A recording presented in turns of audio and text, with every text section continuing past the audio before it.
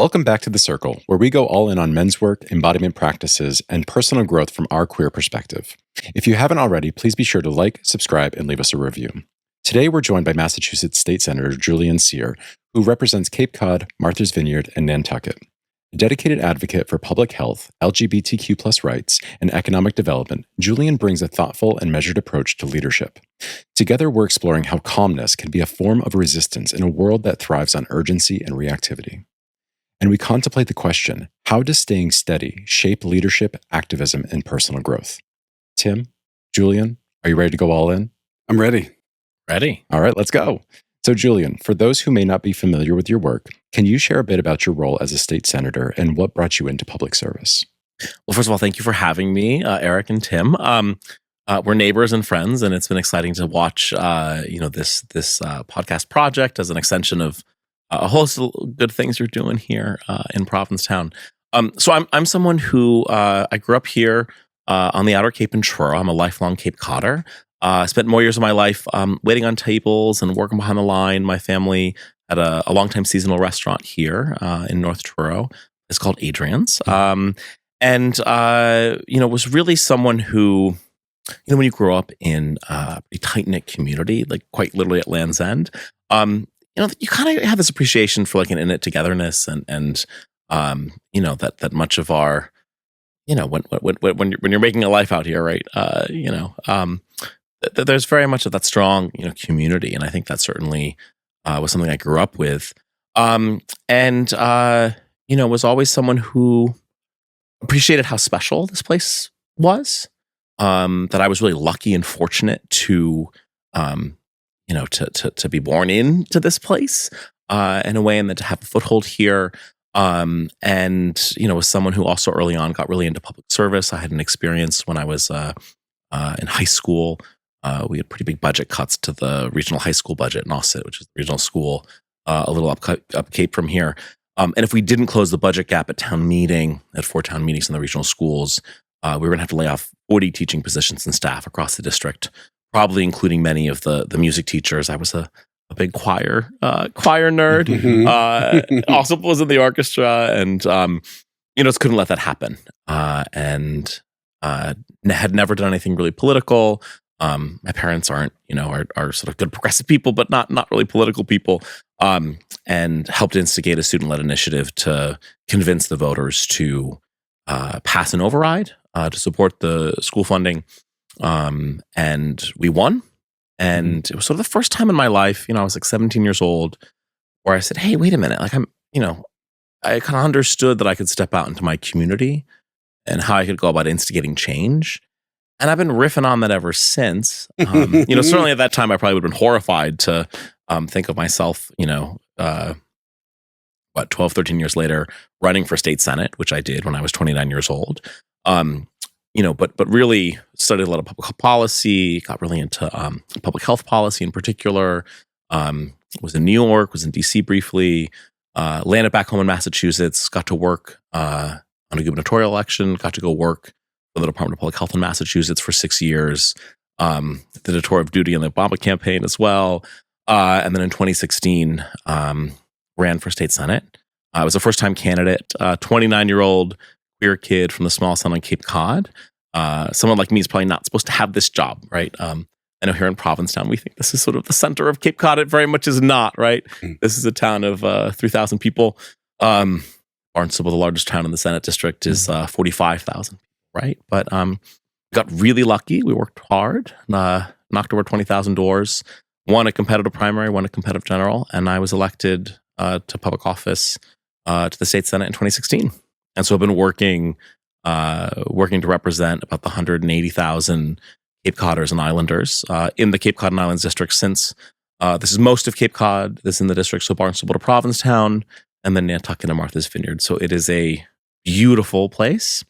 It's also a place that faces really persistent challenges with affordability. We have a housing crisis that's the worst in the state. Big challenges related to wastewater. How do we steward our economy? Access to healthcare in a geographically isolated place. Addiction and an opiate epidemic, which has affected us really severely. So lots of big challenges that I've gotten to sink my teeth into over these last 8 years.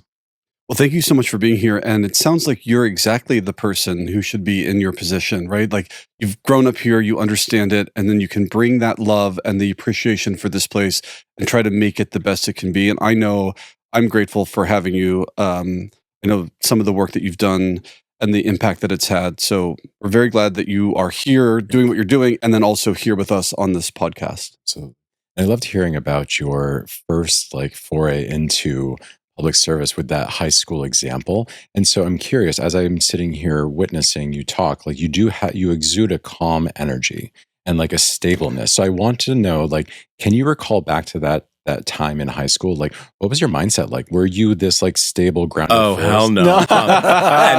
And maybe the stable, grounded force is, I do a lot of these interviews, and it's part of this work. So you get good at it. But as I was thinking about that moment, it was actually a very anxious time for me. As someone who was coming out at the time, I had the remarkable privilege of growing up in a place where I knew who queer people were when I was 2, 3, 4 years old, right? Had so many role models and examples of happy, successful, LGBTQ people live, in my backyard, right? And yet still coming out was, even difficult for me as a kid who grew up here.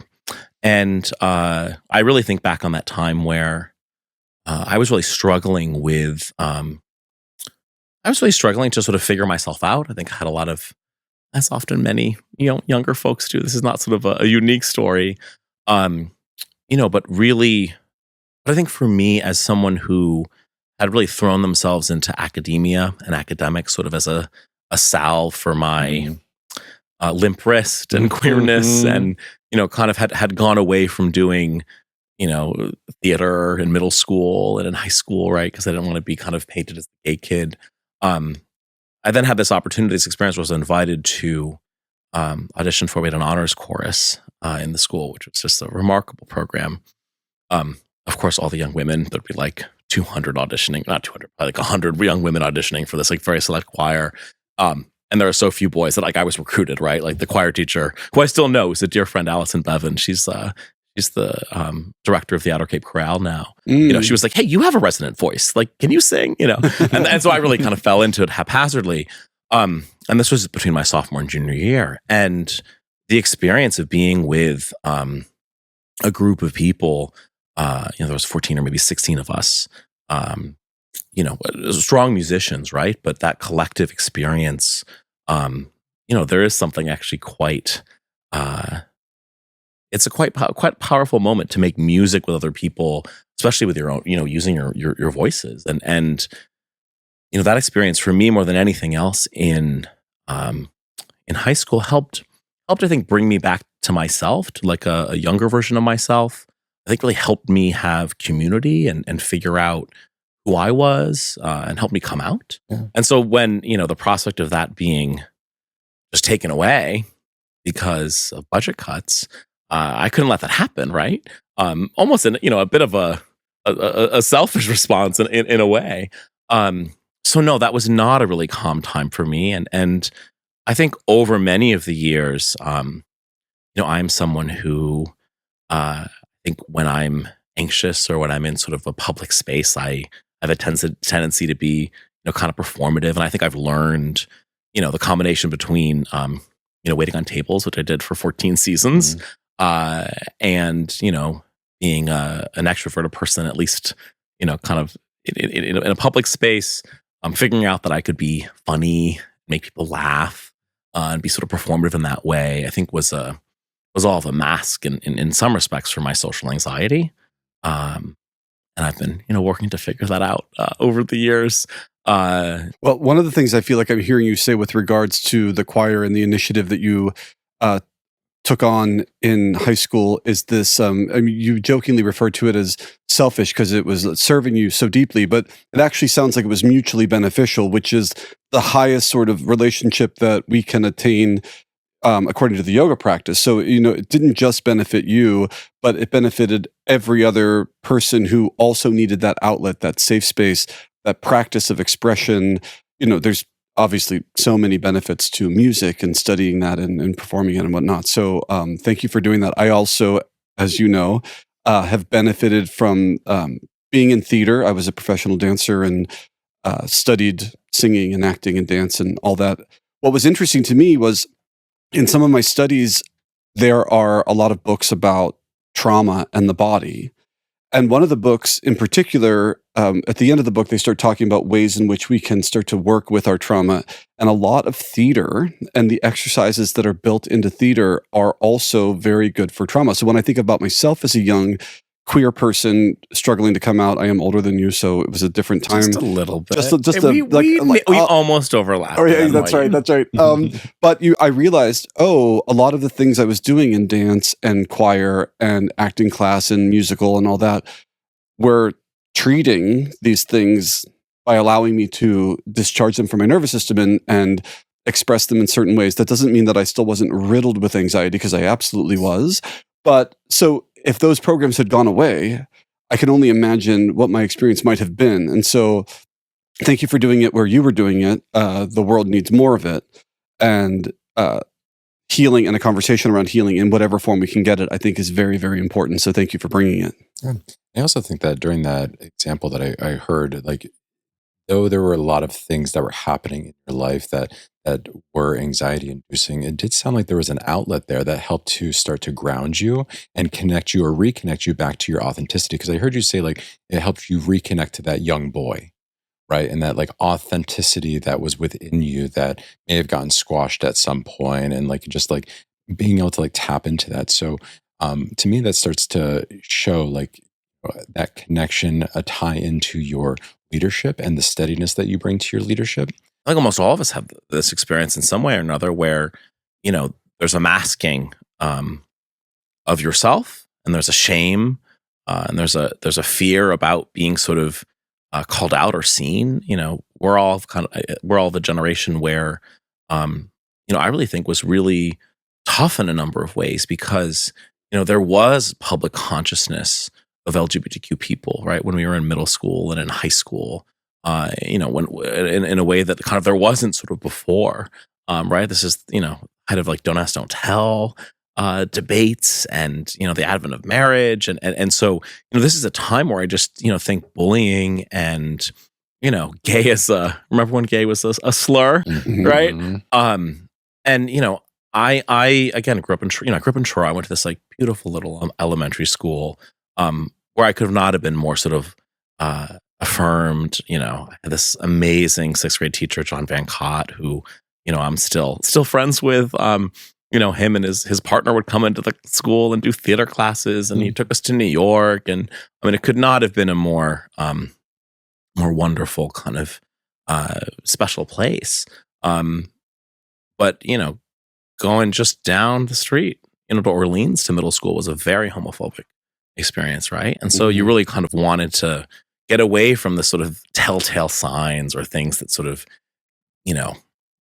gave away, who you may be, or even having the experience, right, of being told told you're gay, told you're queer before you even have a consciousness of it. So, I really think that, this is part of how I think a lot of us bring our anxiety, a lot of us bring just, our fears, and also sort of the orientation of how we sort of move in the world and interact with other people. And I certainly have been someone who has relied on, once I sort of figured out I could be a little funny, or once I figured out I could be, smart and witty and performative, right? I really relied on that, and have, certainly probably done a bit too much of it in my day. And now as a, I guess someone approaching middle age, I guess is, although, hey, in Provincetown, like, you're young. Yeah, on Cape Cod, this is the oldest county in New England. Like, you're young until you're 55. It's great. I've got I got 16, 17 years. I think that this, those experiences still kind of carry with you, even though you learn, and in the case, I think in my case, right, I've learned to be able to have, what you folks perceive as a pretty like calm, chill conversation.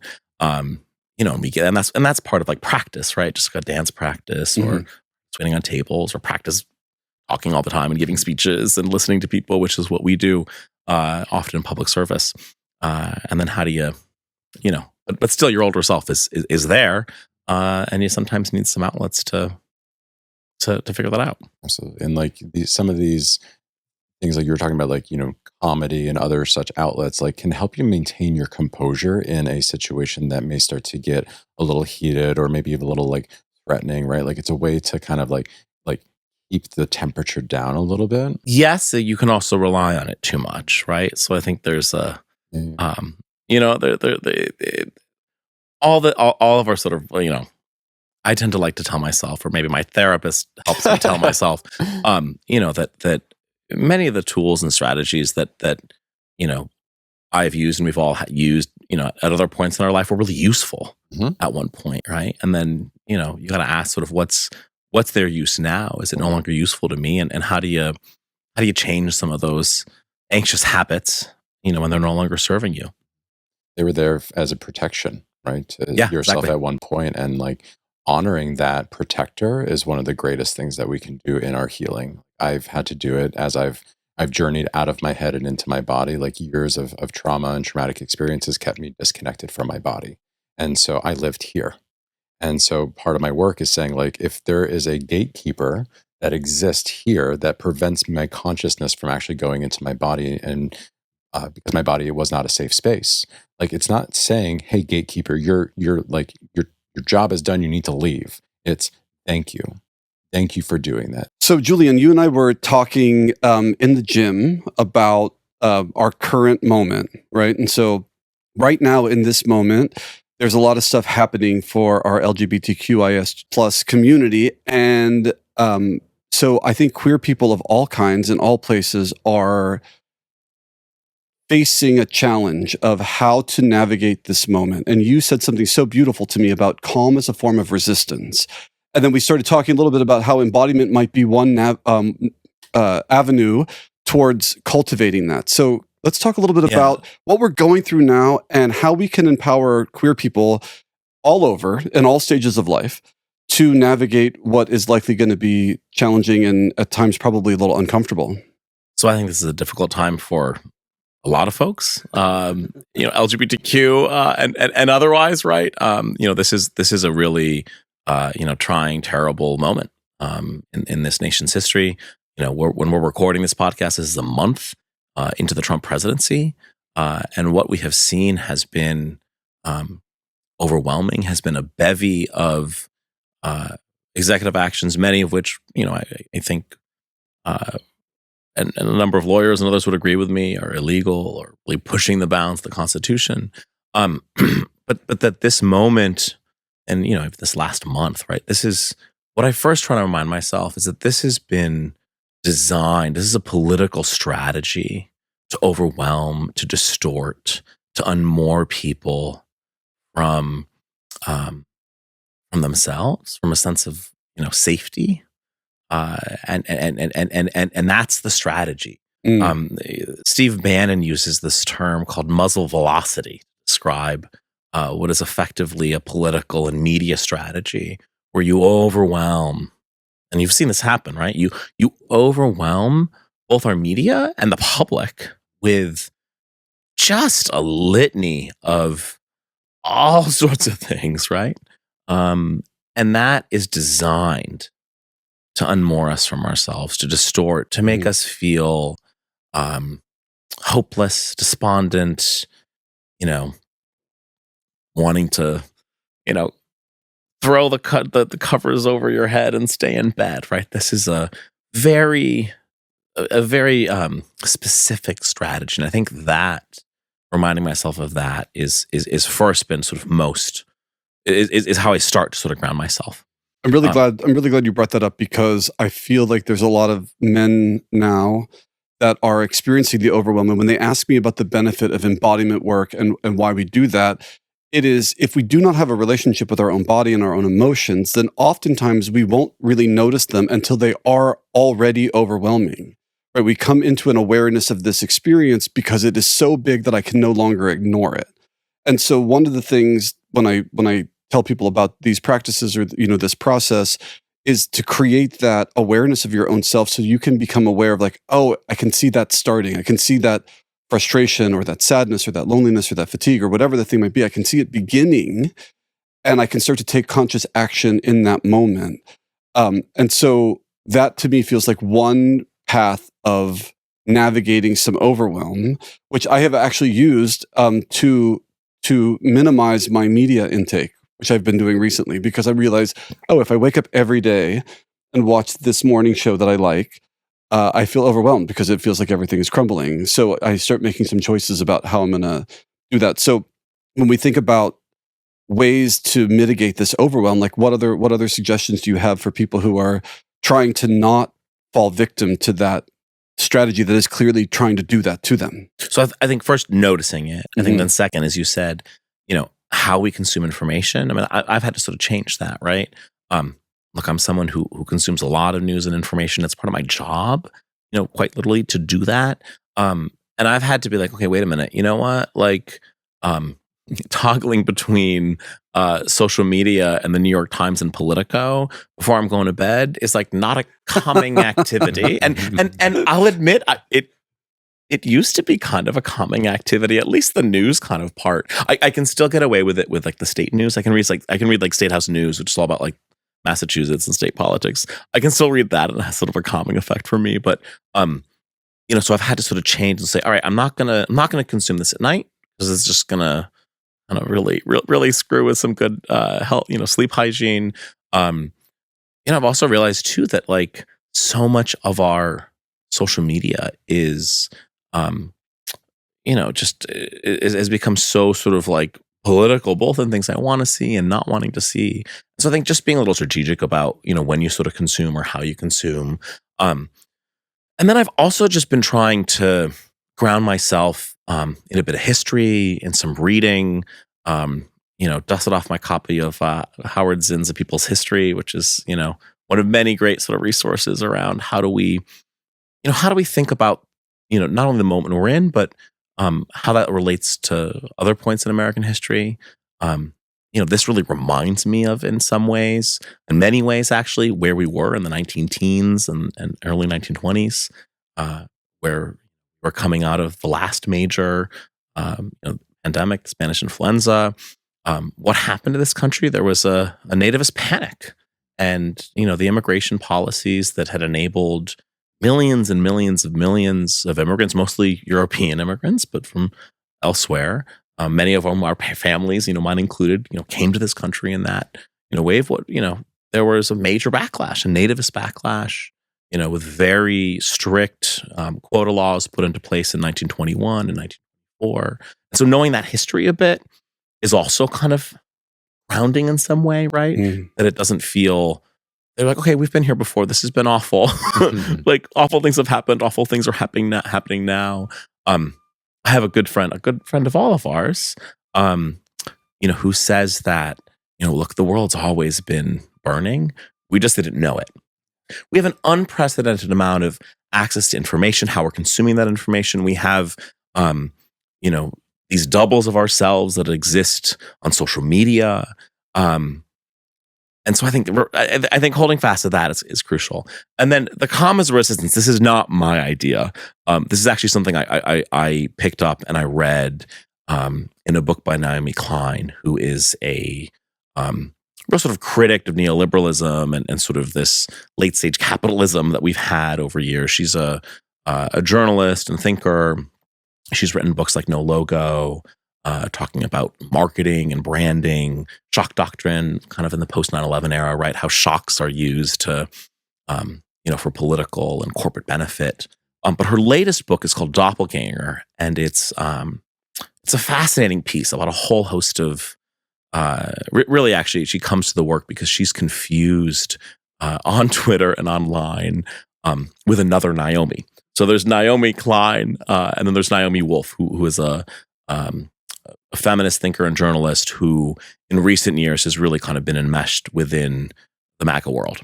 And this sort of almost comical confusion online leads to this whole exploration she has around doubles. And there's lots of different tidbits in the book, but there's this one moment where she talks about calm as a form of resistance. And I I had this book with me. I was lucky enough to be somewhere warm in the last week in January. And I was by the pool, and I just started reading this book that a friend had given me a while ago. And I started just devouring it because it felt like there was just so many parallels to what's going on in our moment. It was helping me understand just so many things that I was seeing and living and doing. And then this calm as a form of resistance. I was like, whoa. It was really cool. So I brought the book. Do you want me to like read this and please, we can, please do. But this is not my idea. This is me I'll read it and then reading from a brilliant woman's idea. So calm as shock resistance. Pattern recognition by this is Naomi Klein's Doppelganger. It's on page 226. Pattern recognition is often how I describe the work of my life. I remember the moment, a true click, when there was a connection between the increasing precarity of work, the consolidation of ownership in key industries, and the exponential increases in marketing budgets that characterize the hollow corporate structures of the first lifestyle brand. I wrote Shock Doctrine in the hopes of providing a similar feeling of orientation. These were the years after September 11th had scrambled political signals and shaken the confidence of many friends and colleagues. I pursued a story once again of connections, this time between our moment of post-terror shock and the way other shocks have been used over the last century to push policies that stripped other nations and peoples of rights, privacies, and wealth held in common. In the torrent of disconnected facts that make up our feeds, the role of the researcher analyst is plain: to try to create some sense, some ordering events, maps of power. The most meaningful response in my writing life came from the loveliest of literary map makers, John Berger, when I sent him the Shock Doctrine in galleys. Many people have said they found the book enraging, but his response was different.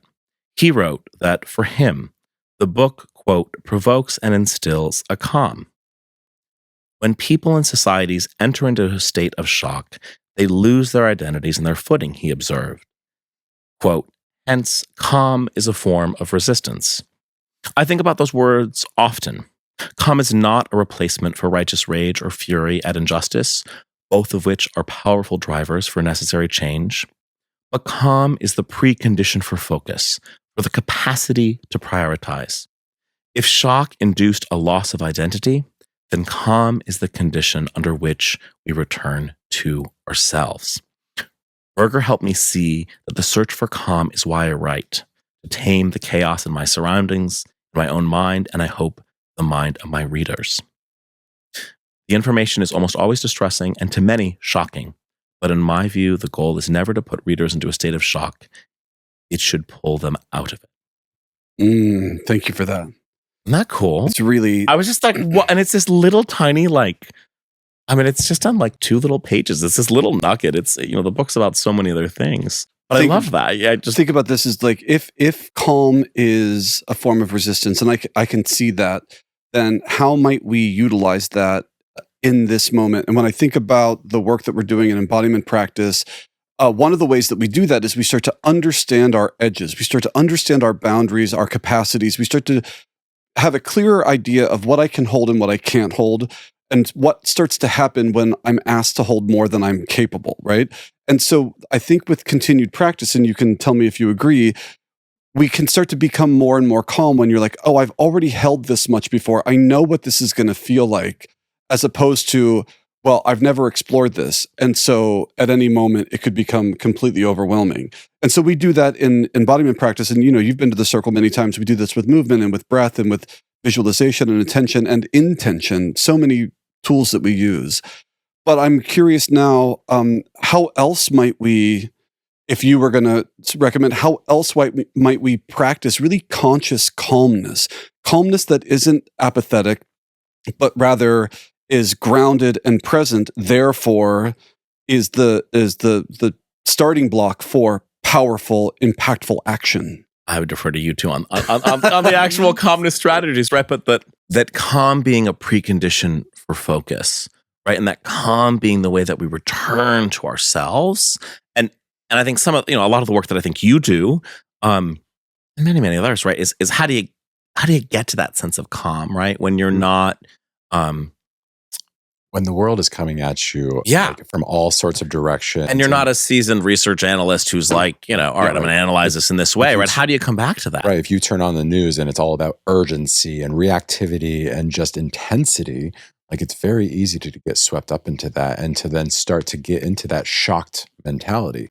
And so thinking about calmness as a way to be resistant is really fascinating, where if the intention of all this shock and urgency and velocity of information is to immobilize people, is to create such an overwhelm, then the resistance to that is saying, sorry, it's not gonna impact me. I'm calm right now. So that strategy isn't gonna work on me today, right? You tried, but not today.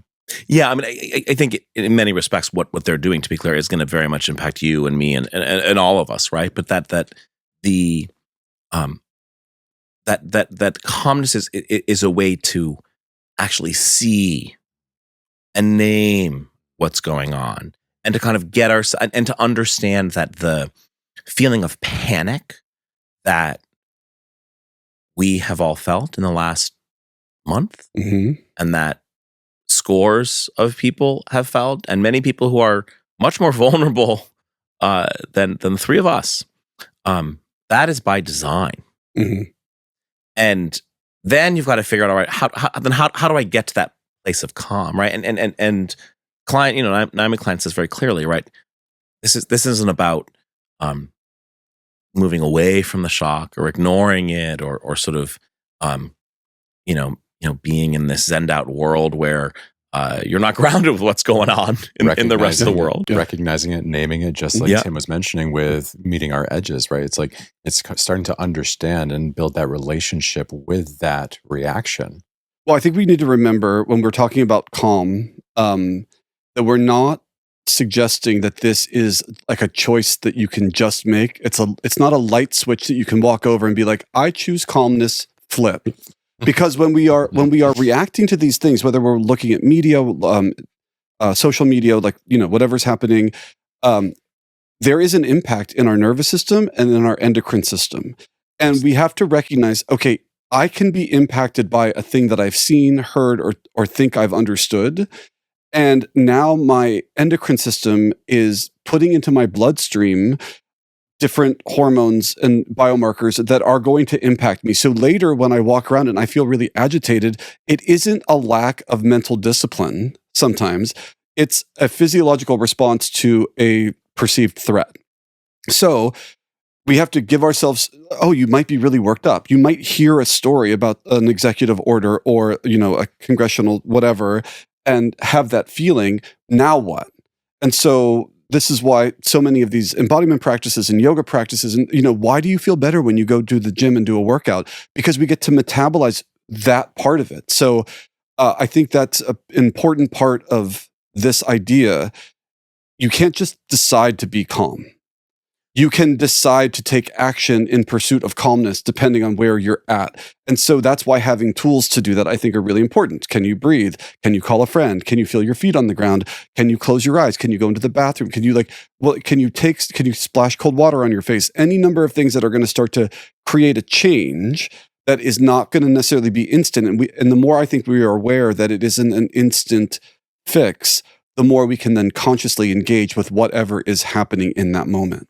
Yeah, and how does that that ability to come back to a sense of calm, right? Which I think has a bit of a it's a practice or like a muscle memory, and part of that's the work of the circle, and part of that is a number of other things that people do, right?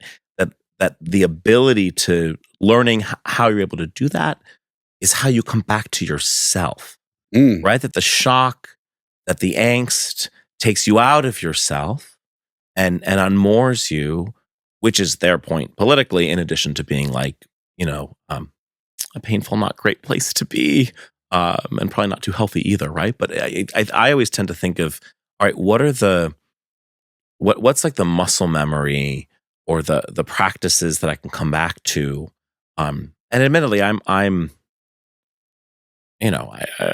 this occurs for me sort of in fits and starts, right? What's your practice that you're able to not become unmoored from yourself? Because over these last 4 weeks and over the next 4 years, that is their strategy and that is their point. Well, because we're so easily manipulated when we're in that place, right? I'm really afraid. I just heard a story. I'm now feeling a threat that may be months away, years away, but I'm feeling it now. And so I need to have some tools that are going to help bring me back in this moment. Turn the volume down on that just enough so that I can start to make more conscious choices. Because I think really their power is, can I get people to start making some choices, some reactions from that state? And from that state, I might panic. I might look for safety in groups. I might, buy some supplements or whatever the thing is. Like we're easily manipulated and controlled in that state. Yeah. Did you say pizza? Yeah, supplements, pizza. Sounds delicious. I love what you said about turning down the volume, because that's really been my experience with anxiety. That's been my experience with body dysmorphia. That's been my experience in a number of things, right? Is that when you have a bit of a practice or you've done, whether it's therapeutic work or more physical embodiment work, being able to turn down the volume, the anxiety isn't banished. Totally. But the volume gets turned down to the point where it's really in the background and it's not getting in the way. My body dysmorphia isn't banished, but I've been able to turn down the volume pretty heavily. And the way it's all right, it's just it's just in the background at Boy Beach. I'm cool in this Speedo. And I love that as a framework. Yeah. I love that you said that. Well, thank you. When I was working with cancer patients and they were going through their treatments and not even just cancer patients, other patients in my acupuncture practice, I would tell people, especially when they had chronic pain, these practices are not a magic wand. They don't just take it entirely away, but they do this turning down the volume, right? And then one of the things I would say is practice it every time you need it. So typically when I'm very anxious or when I'm having a lot of pain, but also practice it in moments when you don't, when you're already feeling good, to strengthen that. So can we start to practice calmness when we're not in the fit of that news headline that just, so that when the news headline does come, well, I've already practiced this. So this isn't the first time or the second time. I'm starting to create this neural pathway towards a grounded presence, and then I can start to rely on it more and more and more. So one takeaway I would say in the application and practice of calmness in our lives, don't wait until you're in a hysterical fit to do it. Now, if you find yourself in that place, try some stuff, breathe, feel your feet, look around the room. What do you see? What do you hear? What do you feel? Any of those things are going to help. But then also do that when you're not in that place to strengthen it and strengthen it. And one final thing I would say is journaling. If you haven't, if you're a man listening to this podcast and you're not journaling, journal. And sometimes that journal it's a safe space. No one reads it but you. 3 pages of just get it out of your head, and then be like, every time I'm done journaling. So I journal 3 pages every morning, stream of consciousness. They're like the morning pages from The Artist Way. And then I do a gratitude list and some other things. And every time I'm done with that, I always feel more grounded. It does not mean that I don't have problems in my life, or I don't have concerns, I don't have worry. I still have those things. I absolutely have those things. But it turns the volume down enough to be like, okay, now how do I want to be around that? What do I want to do with that? So those are some suggestions. Journal, breathe, feel your body, move, laugh.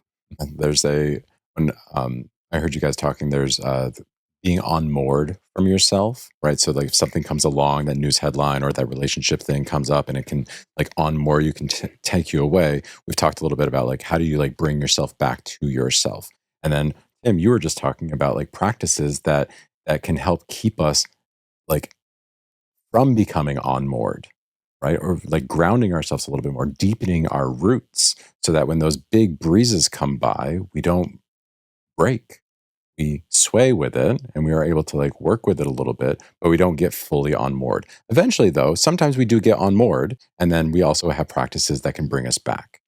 And part of the practice that you both have probably experienced in the circle is being pushed beyond your edge, your limit, and feeling that moment of I feel overwhelmed. This is more than I can handle.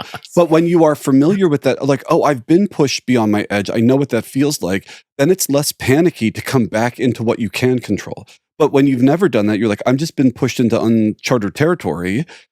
it can be a complete freak out. So just even becoming aware of like, I've had this discomfort before and I know what to do.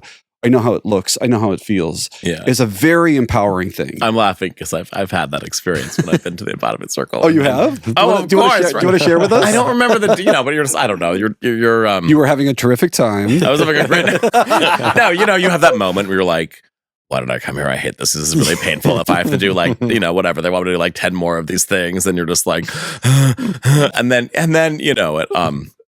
the physiology, I think, takes over, right? And the endorphins take over and all that. And also I think I'm someone like who often, especially in a physical sense, will tell myself that I can't do it, And so really that's, part of my like older self kind of, in addition to like my like muscles or breath screaming, there's that voice in your head too. I also think mooring ourselves and being unmoored, what a fitting metaphor that we're here in Provincetown, right? We've got a score of moorings, right, in our harbor. For non-coastal listeners, right, a mooring is where you attach a boat to when it's at rest, it's really meant to help you ride out waves and some minor storms. Sometimes the storms get really bad and you got to actually like pull the boat out of the harbor because we got a hurricane. Sometimes the storms get really bad and the chain breaks. Yeah.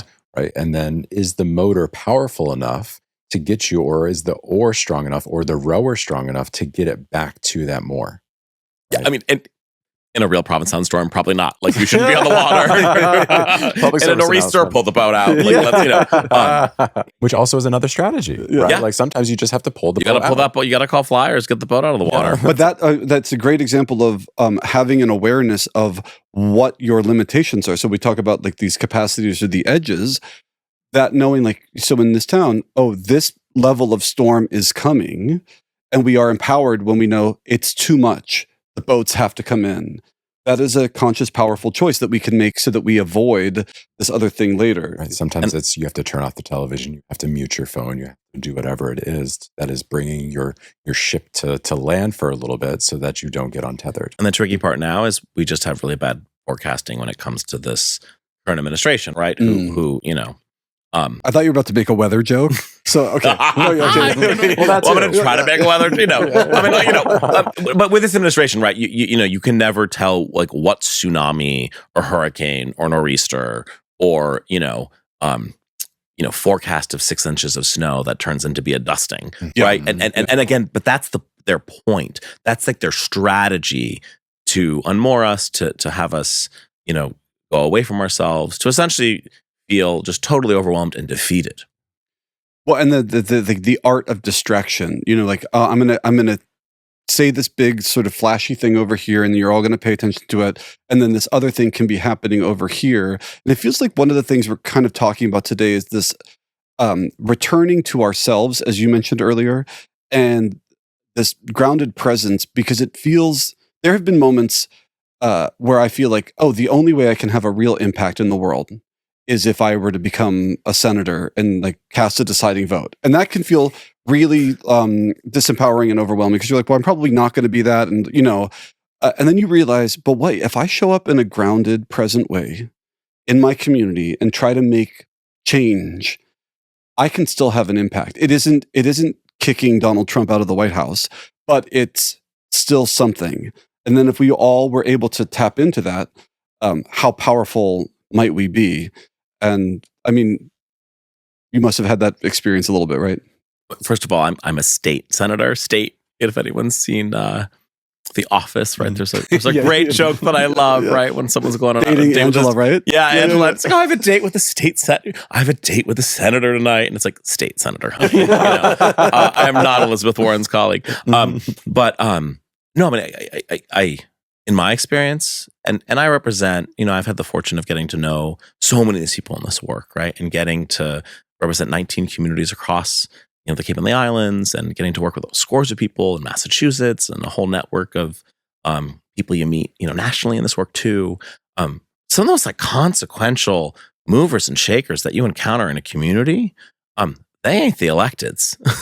They're not the politicians, and we certainly have our role and place and an important leadership role. But, I really think it's important to, remind, ourselves that, engagement, that stepping out in your community to instigate change, however that looks like, is really important.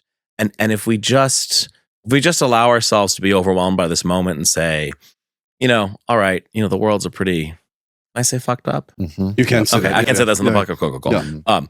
Yeah. Look, the world's like a pretty fucked up place, and like I just want to turn my back to the world, as Thoreau said you can do here on Cape Cod, right? Well, we're not. That's not going to be good for you, and that's going to be good for all of us, right? We need to stay engaged, and we got to figure out how that is, and we got to figure out how to do it in a way that we don't become unmoored for ourselves, that we can from ourselves, that we can have some sense of sort of a calm through that. Yeah. But figuring out like where that is and what that is, and part of the magic I actually think of these smaller communities, right, is you're in a place where people, where your neighbors, where like we are in it together. But figuring that out, I think, is like really crucial, and it's a real, I think, mistake, and will be a real lost opportunity, if people feel like, well, I'm not a senator or a state senator. Yeah. What can I do? Yeah, I mean, because there are definitely times where I would be sitting in my living room like very overwhelmed and like angry at Mitch McConnell, and then you think like, well, that isn't really helping anything. I one thing I would say, we talk about this a lot in the men's workspace, is bringing our own magic, trying to find our own magic and bring our own magic. So it does feel to me, and I'd love to hear your thoughts on this idea of, we don't necessarily have to make the change. It doesn't have to be political. You don't have to, if you want to run for local office or try to, pass legislation, but you can do something else too. You can be any number of things. And I suspect that it's always going to be more powerful if you feel connected to it through your heart, which is why I'm clearly passionate about health and wellness. I'm passionate about men's work and men's embodiment and our queer community. And so that's the stuff I'm doing. But I think if each of us really dives into the things that we care deeply about and want to bring to the world, that feels like some of the deepest, most authentic power we can tap into. What do you think about that? Yeah, like 100%, right? And that I often see this with people who are younger folks who are kind of like interested in politics, right? There's a certain person who kind of really, wants to be in the game and wants to be in the arena and such. And that there's this, folks will often look for opportunities where, it might be the most like prestigious opportunity. And I've really found, even my own experience, actually, like, well, the work that has been most valuable to me professionally and like for myself, for my soul, for my purpose in this world, has been the work that I've been like connected to, and has also been working with really good people, right? Has been in collaboration with others, right? Anytime I've been involved in instigating change, from from a high school budget to important laws that we passed in Massachusetts, the SHIELD law, right, protecting access to gender affirming care and abortion care, saying that those healthcare services are a right protected in the Constitution, right? That wasn't just me. That was done with like a team of people, right? That was like bigger than you. And so, I think that it's easy to get really wrapped up in thinking we can sort of, it's all on me. I have to sort of control this, and not really, or like I need to do the most like prestigious thing I can. I was someone who, was fortunate enough to have a White House internship, and it looked phenomenal on my resume. But I will tell you, I learned so much more skills that I use on a daily basis, waiting on tables. When I took sort of a job at the Department of Public Health in Massachusetts around a topic I was like passionate about and wanted to work on, and working with, some brilliant people I wanted to work with, that wasn't as sort of sexy a show as getting, a staffer position in the governor's office, which I probably could have lobbied for at the time. But that more that position where I was grounded in the work, I was connected to it. I was working with people who I admired and emulated and wanted to learn from. That was like so much more that valuable and helpful, both from a career perspective and just like a life perspective. And I think we forget that. And it's easy to forget that in a world where things feel so tenuous, where there's such like, this rabid competition for everything. And I just try to remind myself of that, even now in the position I have. Beautiful. Thank you for sharing that. Yeah, there's definitely something about like when we do things in service of others or with the intention of like impressing others. For example, I'm just going to use your White House example, right? Like, it does look impressive on paper, but like you just said, it's not something that you gain the most value from, right? The most valuable things are sometimes not the most sexiest things, right? But if you're deeply connected to them, the value that they have is tremendous. And I've hired many people in my corporate jobs, and I can look at two resumes and I can say like, oh my gosh, this person came from Google, this person came from Microsoft, like they must be amazing. But then you meet them in the interview and you're like, oh, like you're just like throwing this in my face as a way to kind of like try to impress me, but there's not a lot of like connection there. You're not actually like trying to connect with me. Interview doesn't really go anywhere. Versus like some of the best interviews I've had and some of the best people that I've hired have been like cater waiters who have learned graphic design or copywriting skills on the side and then have come in through that way. Yeah, honey, you can bartend, you can wait on tables, especially here in August. Yeah. You can do anything. Also, to Truly. be clear, this is the Obama administration, just to be clear. If the listeners wanted to know. And it was, it was a fascinating and amazing, sort of opportunity. But I found the exact same thing with people who now work on my team. And I think we just need a little more of that. Yeah, do things for yourself that bring you that spark, that bring you that fulfillment. And in doing so, you'll develop more of that self-groundedness, that bringing yourself back to yourself that helps you to weather the storm. And, also it's about having like rewarding, fulfilling work. And this is sort of turned into like a career coaching thing, but you know what I mean? Like I think having rewarding, fulfilling purpose in your life, right? And that can be through a practice. That can be certainly through, like our friendships and our relationships with people in our lives. That can be service in our community. That can be in your job as well. And finding that, I think, is a real. I feel it's a real gift to have, to have this job that I have. And like, look, there are some headaches and there's some challenges. It's not easy every day, but there's a tremendous. I have a tremendous amount of gratitude for the purpose that I get to have, and the people that I get to work with, and that I'm reminded, almost every day in this job, right, and how essential the people part of it is, and how the longer I've been doing this, the more stuff you want to get done. It's not about you. Mm-hmm. It's about no one gets anything done on their own, and actually, the more powerful you get, or the more like ability you have to get things done, the more actually dependent you become on some other people to get things done. Yeah. Because they figure out what you want and then they want that in exchange.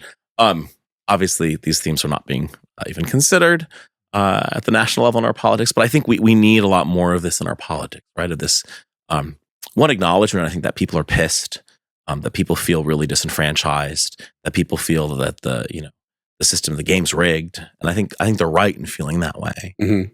I think, though, that, we've got to do a better job sort of pointing out, what's sort of going on here, right? And it's not, it is not, a DEI initiative or, as Laverne Cox said, right, trans folks that are, raising the price of eggs or taking your jobs, right? I mean, this is really, we've seen an unprecedented accumulation of wealth, occurring at the very top of our society, making it harder and harder for so many of us to get by, right? And I think we've got to focus on how do we have those conversations with people. Yeah. How do we both acknowledge, right, that things aren't working, and also get kind of really, Well, you did mention something that I want to bring up. You were talking just a second ago about the value of purpose, and I do believe that having purpose is an ingredient in the formula towards this calmness that we can then use as a form of resistance. And in men's workspaces, it is said that I think David Data was the one who wrote it, about purpose being the most important thing in a man's life, and a full commitment to that purpose benefits him and everyone in his life and with whom he shares it. And I do think that's right. When you start to think about, well, what am I here to do? What do I really care about? What do I want to create or birth into existence in this lifetime? And if I know I want to bring health and wellness, I'm speaking for myself now, health and wellness, and an embodied experience and these sorts of things, then I feel more capable of weathering these things in my external environment because I'm still committed to this. So the pursuit of purpose, I think, is a huge ingredient in calm, conscious action. And I feel like that's what I heard you saying. And then we talked, if you're unclear, well, how do I know what my purpose is? We just talked about this on one of our episodes recently. One way that you can start to identify your purpose and your passion in this life is to start to become aware of your experience of joy. So what does joy feel like in your body? How do you experience it? And then it, just like the breadcrumbs, and I think it's Hansel and Gretel, right? The more you're aware of joy, the more you can notice the breadcrumbs. If you're on a path with a lot of breadcrumbs, keep walking. It is telling you something. If you're on a path with very few or no breadcrumbs. So if you're listening now and you're like, well, yeah, I want to be calm as a form of resistance, and I'm going to do that by pursuit of my purpose, but I don't know what my purpose is, pay attention to your joy. Start to look for your joy. And if you don't know how to do that, just start by, what does it feel like to be joyful? That's where I would start. One of the reoccurring themes that I've heard in this episode is coming back to self. Between Julian, you rediscovering music in your high school, and that really leading you down a path of tapping into your public service, right? There was an opportunity there that through reconnecting with yourself ignited something in you that has now directed you down your path, right? And Tim, you were just talking about these breadcrumbs of finding that joy and like bringing in that authentic expression as a way to really like root ourselves in our presence, our groundedness. And so I think that this has been a really engaging episode to like explore this topic as like calmness isn't a passive act. It's actually a very active thing that we work on.